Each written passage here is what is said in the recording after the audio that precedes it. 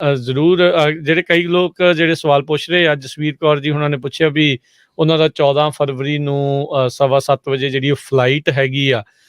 ਸੋ ਉਹਨਾਂ ਨੇ ਕਿਹਾ ਵੀ 14 ਫਰਵਰੀ ਤੋਂ ਬਾਅਦ 'ਚ ਹੁਣ ਇਹਨਾਂ ਨੇ ਐਗਜ਼ੈਕਟਲੀ ਕਲੀਅਰ ਜੇ ਉਹ ਹੁੰਦਾ ਆ ਤਾਂ ਆਈ ਥਿੰਕ ਉਹ ਇਹੀ ਕਹਿਣਾ ਚਾਹੁੰਦੇ ਆ ਵੀ ਉਹਨਾਂ ਨੂੰ ਨਹੀਂ ਲੋੜ ਪੈਣੀ ਜਿਹੜੇ RT-PCR ਜਿਹੜੇ ਉਹ ਟੈਸਟ ਦੀ।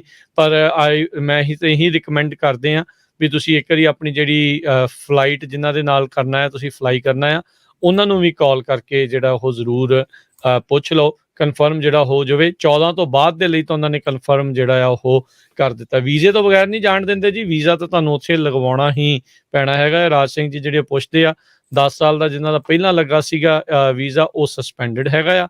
ਤੇ ਹੁਣ ਜਿਹੜਾ ਜਿਨ੍ਹਾਂ ਨੂੰ ਵੀ ਜ਼ਿਆਦਾਤਰ ਵੀਜ਼ਾ ਲਗਵਾ ਕੇ ਜਾਣਾ ਪੈ ਰਿਹਾ ਆ, ਤੇ ਜਾਂ ਫਿਰ ਤੁਸੀਂ ਕੌਂਸੂਲੇਟ ਨੂੰ ਘੱਲ ਕੇ ਉੱਥੇ ਜਿਹੜਾ ਉਹ ਲਾਉਂਦੇ ਆ, ਉਹ ਵੀ ਹੁਣ ਆਈ ਥਿੰਕ 6 ਮਹੀਨੇ ਵਾਲਾ ਹੀ ਵੱਧ ਤੋਂ ਵੱਧ ਜਿਹੜਾ ਉਹ ਦਿੰਦੇ ਆ।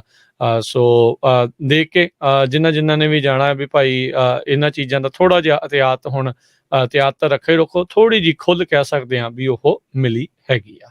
ਤੇ ਹਰਜੋਤ ਸਿੰਘ ਜੀ, ਅਗਲੀ ਜਿਹੜੀ ਆਪਾਂ ਹੁਣ ਸਮਾਪਤੀ ਤੋਂ ਪਹਿਲਾਂ ਤੁਹਾਨੂੰ ਜੇ ਸਟਾਕ ਮਾਰਕੀਟ ਦਾ ਵੀ ਹਾਲ ਅੱਜ ਜਿਹੜਾ ਉਹ ਦੱਸਦੇ ਜਾਈਏ।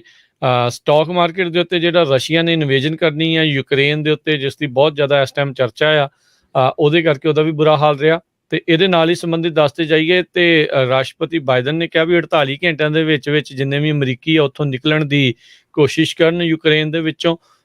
ਤੇ ਉਹਨਾਂ ਨੇ 3000 ਹੋਰ ਫੌਜੀ ਜਿਹੜੇ ਆ ਉੱਥੋਂ ਅਮਰੀਕੀ ਨਾਗਰਿਕਾਂ ਨੂੰ ਕੱਢਣ ਦੇ ਲਈ ਜਿਹੜੇ ਉਹ ਐਲਾਨੇ ਆ ਵੀ ਉਹਨਾਂ ਦੀ ਮਦਦ ਦੇ ਲਈ ਉੱਥੇ ਘੱਲੇ ਜਾ ਰਹੇ ਨੇ। ਸੋ ਅਮਰੀਕੀ ਫੌਜੀ 3000 ਦੀ ਸੰਖਿਆ ਦੇ ਵਿੱਚ ਜਿੰਨੇ ਅਮਰੀਕੀ ਯੂਕਰੇਨ 'ਚ ਰਹਿੰਦੇ ਆ ਉਹਨਾਂ ਨੂੰ ਕੱਢਣ ਦੇ ਲਈ ਉੱਥੇ ਜਾਣਗੇ। 48 ਘੰਟਿਆਂ ਦੇ ਵਿੱਚ ਕੱਢਣ ਦੀ ਉੱਥੋਂ ਉਹਨਾਂ ਨੂੰ ਕੋਸ਼ਿਸ਼ ਆ।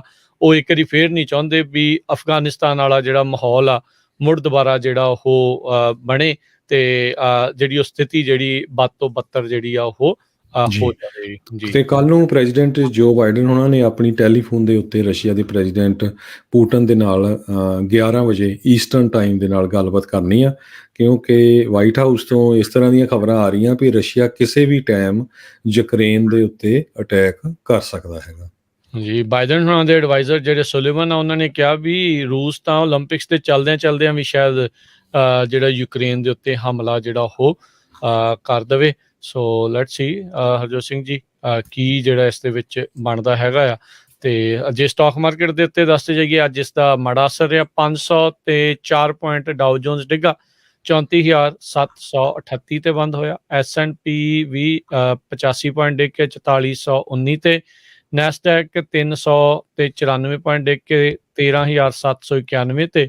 ਸੋਨੇ ਦਾ ਭਾਅ $1,860 ਪ੍ਰਤੀ ਆਊਂਸ ਜਿਹੜਾ ਹੋ ਰਿਹਾ ਆ। 10 ਈਅਰ ਯੀਲਡ 1.94% ਤੇ ਬਿਟਕੋਇਨ 42,441 US ਡਾਲਰ ਦੇ ਬਰਾਬਰ ਜੀ। ਇਸੇ ਤਰ੍ਹਾਂ ਇੱਕ US ਦੀ ਕੀਮਤ ਇੰਡੀਆ ਦੇ 75 ਰੁਪਏ ਤੇ 64 ਪੈਸੇ ਦੇ ਬਰਾਬਰ ਰਹੀ ਆ। ਇੱਕ US ਡਾਲਰ ਦੀ ਕੀਮਤ ਕੈਨੇਡਾ ਦੇ $1